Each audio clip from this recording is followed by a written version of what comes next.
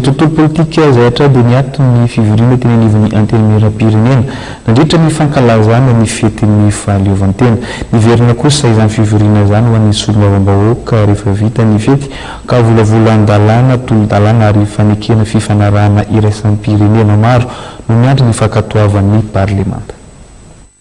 Miverina mivorona ny antenimieram-pirenena rehefa niantso tao anaty fankalazana fetin'ny fahaleovantena fandiniana fandaharam-potoana mandritra ny herinandro faramelohan'ny fifarana ny fivoriana ara-potoana voalohany no tanterahany solombavam-bahoaka volavolan-dalàna tolo-dalàna ary fanekena fifanarahana iraisam-pirenena maro no miandro ny fankatoavan'ny parlemanta. Tsy tokony ohatra ny enimpolo andro ny fivoriana ara-potoana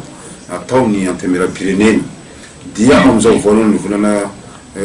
jolay zao no hifarana ny session ordinaire ny antenimieram-pirenena dia mazava ho azy fa tsy maintsy hisy zany ny extraordinaire na ny fivoriana tsy ara-potoana na izany tsy zany anefa ny 90% lalàna izay tonga ato dia tsy maintsy ho adoptena mialohan'ny première ny voalohan'ny volana jolay ho avy zao. Ny ratification rehetrarehetra zany dia tsy maintsy ho adoptena amin'izao session ordinaire zao signé le faire ary ny code de communication ihany koa dia tafiditra ao anatin'ny fivoriana mialohan'ny fiafarany zao fivoriana ara-potoana ny antenimieram-pirenena. Raha ny fandaharam-potoana laniny antenimieram-pirenena dia raha ampito 7 amby roapolo jona no entiny eo amin'ny fivoriana azony sy maro hatrehany ny volavolan-dalàna ny fehifanotsina telopolo-mpanjakana 24